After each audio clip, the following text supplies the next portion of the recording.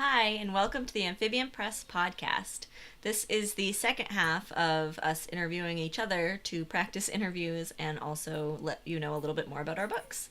So, I'm Marissa Frosch, and today I'm going to talk to Sarah as V.S. Holmes. Hi. All right, so you write fantasy and science fiction, I do. and you're working on romance under a different pen name. Yeah, under Victoria Spencer. I'm starting a contemporary series, but that's sort of long game. Yeah. So you have the third book in your Reforged series, which is an epic fantasy, coming out soon. Do you have a date? Soon. Spring 2018. I am waiting to do one more round of revisions after I got it back from the sensitivity reader. So once that's done, I'll have a better idea of an actual release date as opposed to vague season. So. Awesome. So tell us a little bit about the Reforged series. The first one is Smoke and Rain. Reforged is yeah. Reforged is epic fantasy, as you said, and it at least the first two books in the series, it's a quartet, follow these three main characters, Alia, Armin, and Bren, and they're kind of caught in this war that's been going on off and on between the gods and then these creatures that created the gods, who are sort of humanoid Titan-esque elemental powers sort of beings. And the gods have overthrown them, and then, of course, recruited human armies on both sides. And the entire continent is sort of locked in this half hot war, half cold war sometimes. And these three characters get wrapped up in it, sort of from different sides of the war. And so the first two books follow them through that conflict and then sort of the culmination of that conflict. And then the second two in the quartet, they take place several years after the end of the second one, which is a little unusual. And it follows sort of like the next generation and also the results, good and bad, from the outcome of that war and sort of the consequences of using magic on that scale. So that's sort of the overview, broad scheme. Tell us a little bit about Smoke and Rain and your characters there, and just like get us into the story a little bit. Um, well, it starts out from Armin's point of view. It's written in third person, but I have a couple point of view characters. It starts out from his point of view, and he's sort of the innkeeper farm boy trope in the book. And his mother, who's an innkeeper, has invited in these women who are the Leyan, and that's the race that created the gods. And they've invited this small group of women in from a town that was destroyed because of the war, and also some of the human victims of that attack. And he's sort of faced with this dilemma of like, I know who these women are, and just their presence alone here could mean that we're next, that we're going to get attacked next. But also, his city has this history of being a citadel, a guard city for the land, and so he's sort of torn between like the right thing and then the right thing for his family and for his own town. And one of the victims, one of the human, supposedly human victims of the attack is Alia, one of the other main characters.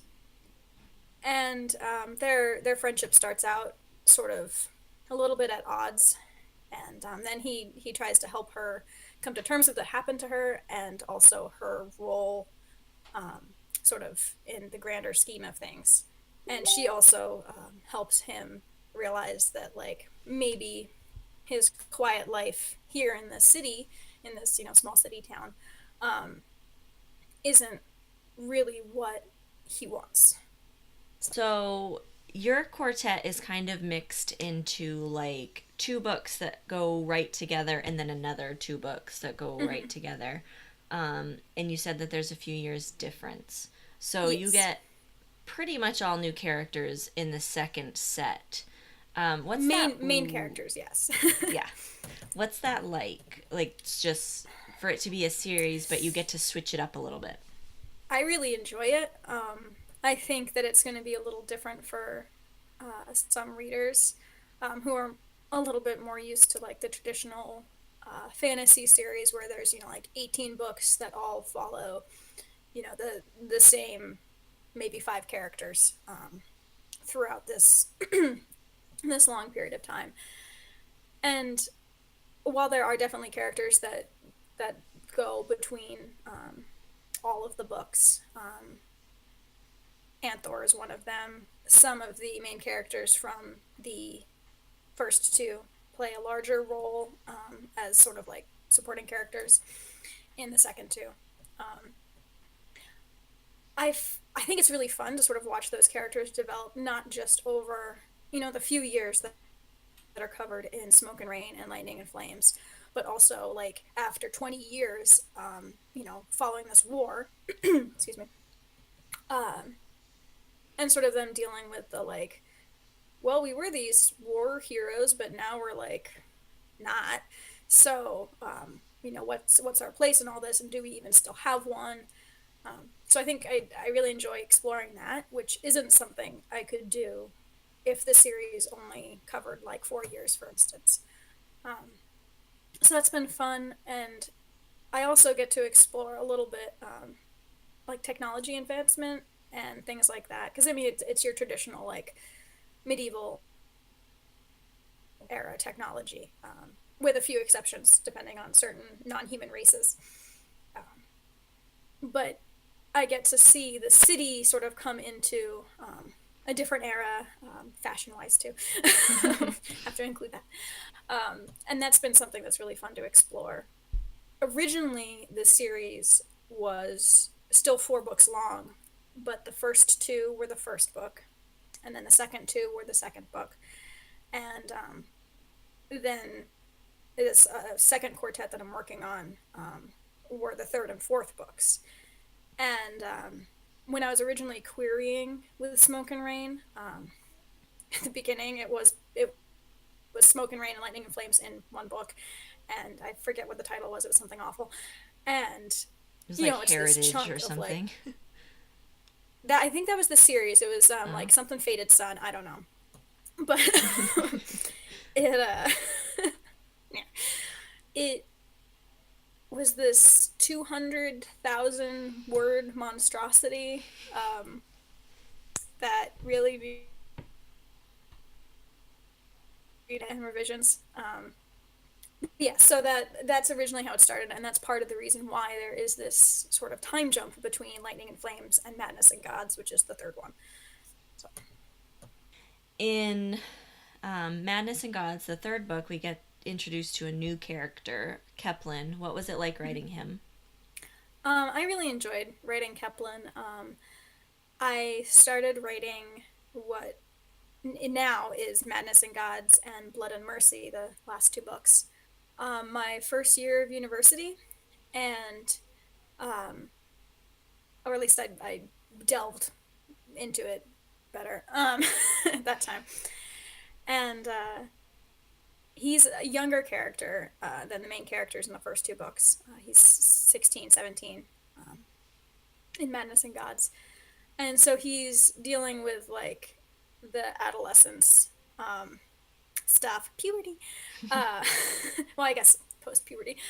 And in addition to that, he's also inherited some of the powers that I go into in the first 2 books. And he doesn't know it. He doesn't know why. Because his parents did that like helicopter parent thing where like nothing bad's going to happen to you if we, don't tell you anything or give you any of the tools to survive. And which, surprise, surprise, backfires. Um, so when he starts basically hearing voices, he takes off. He leaves his little like hovel in the woods where his parents live with him, and he goes to Serathrilon, which is sort of a recurring city character um, in the series, and he goes there to sort of get answers because he figures, if he goes to the place where all of these legendary characters have been and may still be, maybe he can get answers to like what's going on in his head. Um, and meanwhile, there's a lot of political stuff going on centering around that city. The throne is sort of up for grabs, and there are these two potential heirs that the commander of the navy and the general of the army, respectively, want to rule, but neither is there in the city. And no one really knows where one of them is, and it's sort of this bordering on civil war thing when Kepler arrives. And so he's like navigating that and navigating like I really just want a normal life, but like voices. Um, and I had a lot of fun exploring that. He also struggles with addiction, and much more so in the last book. And that's something that I'm enjoying exploring with him, and also exploring in a fantasy setting, which is sort of a different animal. It gives you a little bit more leeway. So I really enjoy him as a character.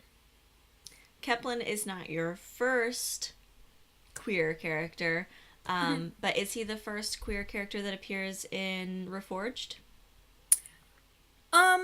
As far as the audience is concerned, um, he's the first one that you get like a real point of view from. Mm-hmm. Um, Wes, one of the supporting characters, Oh, I Armin's love friend. Wes. Yeah, I love Wes too. Armin's friend from Vilrana, the city he grows up in. He's gay, and it's like addressed as sort of like, yeah, that's how that is. There's not a whole lot of prejudice surrounding that that Wes experiences, and to some extent, the same is true for Kepler. Like being gay isn't an issue, except when it comes a little bit, obviously, to like creating heirs. But Wes isn't in a position to really inherit anything or to pass it on to someone. Um, so it's not so much of an issue. It's more just like that's a thing. And I had fun. I had a lot of fun making Wes, and I'm excited to sort of explore more of like queer fantasy um, with Kepler and Kepler's on again, off again romance. So I definitely also touch on with some other supporting characters. I have a character who's aromantic, and I have a character who's asexual. Two different characters, and it's both of those. It's more like this isn't typical, but it's not a problem. So So that must be nice to just be able to like have your characters be who they are and not have it be a thing. Uh, yeah, envious. um, so yeah, I just wanted to touch on that real quick. Because I don't, like I said before, I don't read a lot of fantasy. I have read Smoke and Rain, and I'm reading Lightning and Flames now, but I didn't know if queer characters were the norm in fantasy, if they happen enough, or I don't know anything about it. They don't. No, I mean they. There are definitely characters who it's either mentioned or it's sort of like hinted at. And a lot of the big name, traditionally published fantasy authors, it's not a thing at all. Um, but it's definitely getting better, especially in independent publishing because we don't have to deal with gatekeepers. Um, V.E. Schwab is a fantastic author, and she writes queer characters, and she does a really good job of it. So I've really enjoyed reading her stuff. And there are other authors. Tamora Pierce did it earlier on. She didn't do it as well as I would have liked her to, but she is an older author, and she is, also traditionally published. So I think, she had to deal with that, and I don't even know if sensitivity readers were like a thing for her. And it was more just awkward than harmful. But it's definitely something that we need way more of. And I mean, it's fantasy. You're creating a world. Like, there's no reason why there shouldn't be queer characters. I mean, unless if you're a bigot, but so because we exist. And that's something that I want to create more of with my own worlds. And Kepler is sort of the first stepping stone of that. So in your initial interpretation of Kepler, was he always queer, or was it something that, like, as you were writing, No. it kind of sprung on you? It kind of clicked into place, so to speak. He was originally involved with this female bartender, Clara, and they had this like torrid love affair, and she was the level-headed one, and he was like super dramatic. She was also older than he was, by like 5 years, I think. And the whole relationship was just like awful. Like, not like it just didn't work. It didn't work for like a lot of reasons. And it felt really forced and like tropey. And I just thought like, oh, it's because they're not supposed to end up together. Turns out no. It's because Kepler's not straight. He does have interest in women, and he does have relationships with women. So he's bi, but his main relationship and his like first real love is a man who is also a bartender from Sirathorlan, and is also sort of level-headed. He's a little bit more of like a party animal, and his older sister is the level-headed one. So in some respects, I kept the character. He has similar features, like physical features to Clara, like his eye color's the same and whatnot. He likes dancing, things like that. But he's a dude.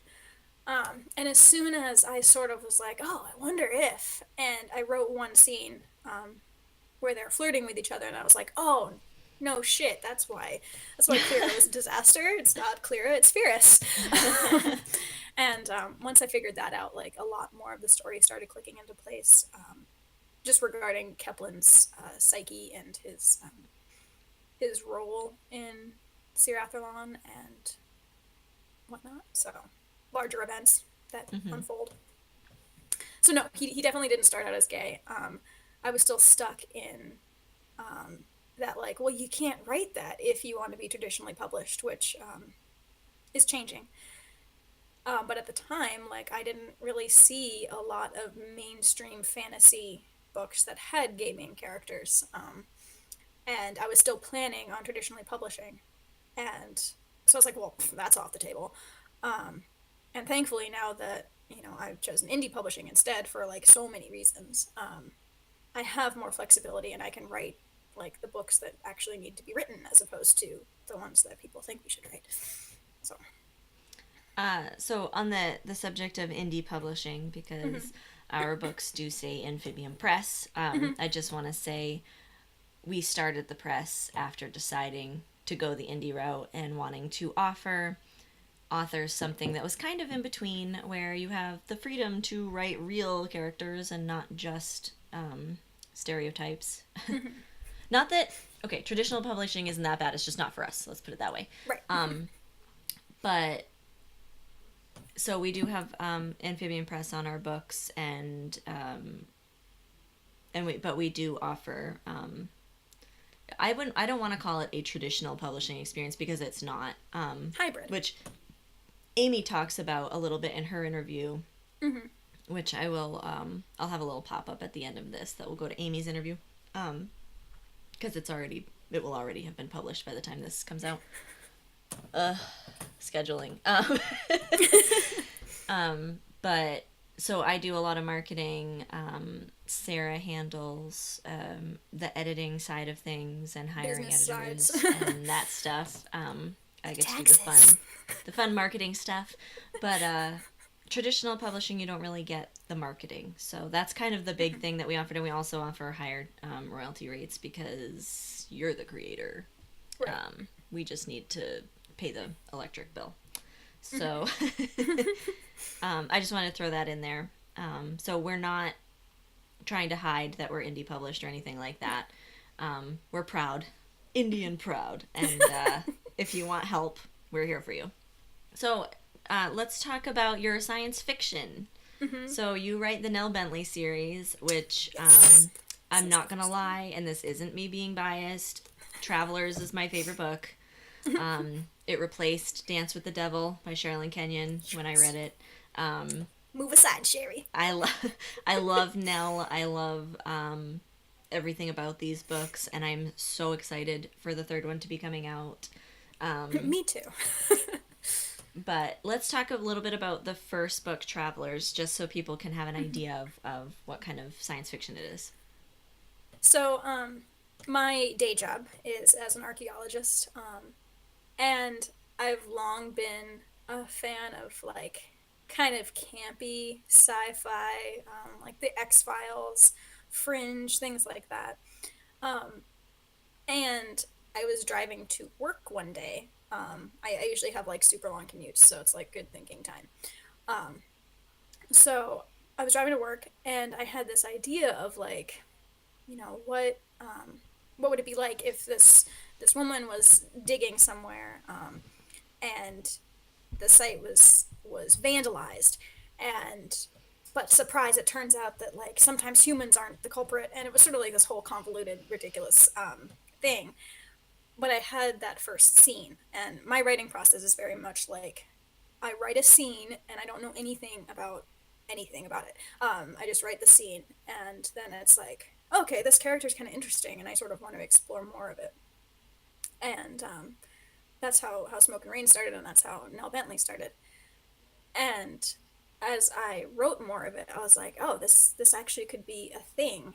Um, so I sort of played off of the like campy guilty pleasure, um, strong suspension of disbelief thing. And it was challenging in a lot of ways because like being an archaeologist, I didn't want to do the like shitty Indiana Jones and the Crystal Skull racism thing. And where it's like, oh, these native people couldn't possibly have made this technology because they weren't white. um, I just like so didn't want to go there because that's shitty. And but I also wanted to play off of the like we've been visited before, and all of the fun stuff that can kind of go around with that, and just the mood of exploration and adventure and discovery that comes with archaeology, because I absolutely adore my job. And so I explored that with Travelers, and as I was writing it, originally it was going to be a full length novel. It's actually a novella. I realized there was a lot more that I wanted to tell. And so now it's going to be a 6 book series. All of them are going to be around novella length, hopefully, in theory. We'll see. Um, Things have the tendency to expand. Um, and so I got the experience to write about what I love, and write what you know. And I also got the experience to explore this new character in a more contemporary setting, which was totally different from my longer fiction before that. My short stories tend to be, at least up to that point, tended to be more contemporary, like non-fantasy stuff. But I really got to delve into that, and sort of invite people into my little world. And I think that was probably one of the best parts about writing it. And also just writing Nell's character, which is very angry. And I got to channel a lot of my own copious amounts of anger into her, and I think that's going to be a fun thing to explore. So. So right now it's Travelers and Mm-hmm. Drifters. Yep. Which is Tell currently on hold. So. Yes, so Travelers, I guess. Yes. Sorry. I wasn't sure when you so anyway. That was a miscommunication, sorry. um so tell me about Nell specifically, like her character and where she is in the beginning of Travelers versus the end of Travelers. Hell. No, so Nell is a 30-something-year-old doctor of archaeology. She's in academic archaeology, so she's a professor at a New England college. And she's running a field school. So for the non-archaeology people in the audience, kids who are studying archaeology or anthropology or like actually anything but just want to go to a field school, you can go and dig for usually it's several weeks during the summer, kind of like a little internship. And you are free labor for the professors, and you also get to learn about archaeology and the methods and the culture, whichever culture you're studying, which is a little different from what I do, because I'm more of like the private sector of archaeology. But Nell is a professor, and she doesn't like love kids, college kids. Neither do I. And she doesn't. Teaching is challenging for her. Like she loves the topic and she loves having people learn about it, but maybe she doesn't really want to be the person to teach them about it. Um, so she's dealing with that. She's working with Mikey. He's her best friend and also her fellow professor. Um, and they have this fun kind of dynamic. He's the patient, gentle, good teacher side of things, and she's the drive and sort of the figurehead of this site. And they butt heads sometimes about that. But the book begins with her standing, overlooking her site, seeing that it's been vandalized, like there are things on fire. Their equipment has been destroyed, and she's really pissed off. Which, like, a site being vandalized is really awful for an archaeologist. Compromises the science, it's disrespectful, it's just horrible. So throughout the book, she's sort of dealing with these vandals and this site that seems to have things that just don't add up. The science just doesn't make sense, and that's frustrating for her. And she has very little patience for that kind of thing, so she's struggling with like, don't tick off the locals, don't get your permits revoked, don't step in something that you can't handle, but also handle it. And by the end of the book, she's sort of adrift. She's adrift because the vandalism really escalated. Something really tragic happened.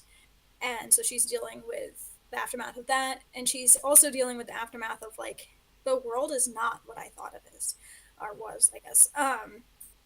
And she's struggling with, I guess, sort of what Kepler was struggling with, which is like, what is this world and what is my place in it? Which is, I guess, a very human condition. And sort of that that issue of where do I go from here, and who am I after these events, and am I the same person, and do I want to be? So, and that's why there's more books answer those questions. So yeah, Nell is my favorite character, but I just love the whole story, and I can't wait to see where you take it. So let's talk about your piece for Beamed Up, which ties in nicely to Nell because it's the point of view of another character in the book, Lynn. Yes. So why don't you talk about Disciples? Disciples. Okay. Talk about Disciples and Lynn a little bit. Okay. So, the Nell Bentley books are sci-fi, which obviously up until now it sort of sounds more like thriller. Um, but there are aliens or extraterrestrial people in the series, and Disciples is from the point of view of some of those characters, and also from the point of view of Lynn, who is Nell's love interest. Um, so Nell is a lesbian, and Lynn is sort of an equal opportunity lover. I haven't really nailed down her sexuality. That's an awful way to put that. How about the euphemisms? Um, but yeah, I haven't really figured out where she falls on that spectrum yet, and I don't know if I will. But it's from her perspective. It takes place at the same time or heavy overlap as the events in Travelers, and so it's sort of like seeing things from the other side. And I would definitely suggest reading Travelers first, though, because there are certain things I think you need to see from Nell's perspective first. Um, but it goes into more of the science and the sci-fi aspect of it, and why Nell's world ends up changing so much over the course of the first book, but also the whole series. And I sort of went into it thinking like, oh, this will be a fun thing, and then it like all of my stuff turned super dark and got out of control. But it was really fun for me too, because seeing things from Lynn's perspective really clarified a lot of stuff that happens later in the series, and also just part of her character. So. So, oh goodness, I'm sorry. Fighting a yawn. Not because you're boring, it's because we've been at this for like 3 hours. I know, right? You only get That's to see awful. like the 20-minute clips, but we've been doing this for like ever. So Madness and Gods comes out spring 2018. Binged up. Beamed up. Should be out sometime summer, fall 2018. And Drifters will come out. Drifters and Strangers will be released at the same time. Drifters will be re-released. I had to do a major revision, so they'll be sort of re-released at the same time. And I'm aiming for this fall. So fall 2018. Tentative fall 2018. Tentative, yeah. So awesome. And we forgot to do this for me. Where can people find you on the interwebs? Everywhere. Not that's a lie. I'm most active on Twitter. I'm also on Facebook, and I have my Facebook page, Facebook profile, and my like readers group that you can join on Facebook if you're a Facebook person. And I'm on Instagram too. I think, is that it? I think that's all the places I'm at. Your website? Oh, yeah, and my website. Don't find me in real life, please. Don't do that. Yeah, my website. But yeah, I definitely interact a lot on Twitter, so. This has been Amphibian Press Podcast, the Amphibian Press Podcast. And I'm Marissa Frosch, and I was talking to V.S. Holmes, aka Sarah, who sometimes does interviews. So I will have all her links in the bottom and beneath the video. So yeah, until next time.